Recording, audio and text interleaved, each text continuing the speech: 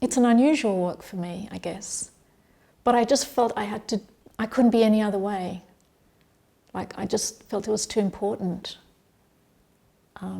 I felt someone had to say something about this beautiful fish that we poke fun at, that's leaving our world, becoming extinct. And our world will be less without it, even though we're not aware of it every day, even though we don't care. But I just felt there should be some kind of eulogy. The work is called Eulogie for it. Some marking of its passing, of its being here. Often in my work, what I do is I sit down with an idea and I try to imagine what a creature could be like. But in this work, I haven't done that. I've actually worked with a creature that exists.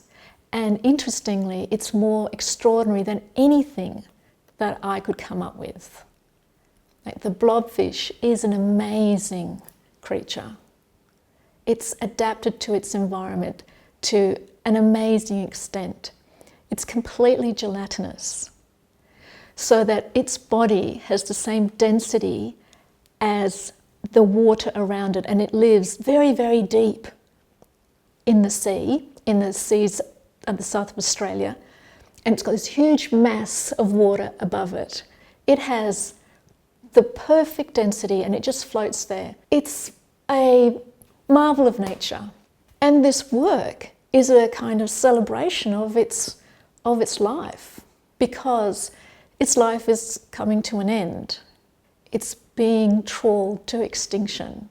So what's happening is that the crabs around it, we trawl them for cheap meat, and these blobfish are being caught up in the trawlers, and they're just being thrown away because we can't eat them. They're inedible. And so it's becoming extinct for no good reason. We're not even using them. It's just collateral damage.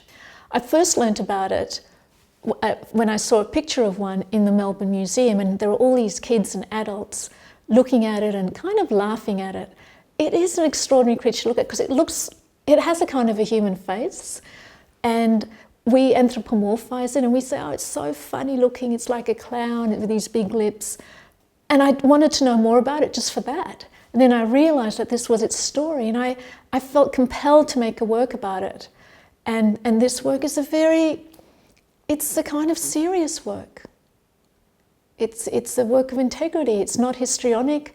It's not blaming people. It's kind of a moment to reflect on the sort of hapless, gormless existence of this beautiful creature that will no longer be with us very soon. It's a celebration. In some ways, a very optimistic work, because we have this man and he's holding the fish in a way that he's supporting it through its demise, through its end. And he's a man just like any other man, a man or a woman who doesn't really care about blobfishes. We haven't even bothered to give them a proper name, a dignified name. The Latin name means big head, I think.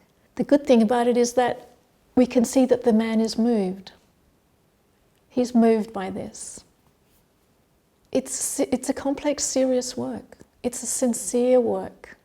And I think that if it's in a gallery in 100 years' time, people are going to say, this is what this community was grappling with. Climate change, our relationship to other creatures that inhabit the earth. All of these things, we're trying to sort them out now. And this is the kind of thing that people were thinking about. And this sculpture embodies that.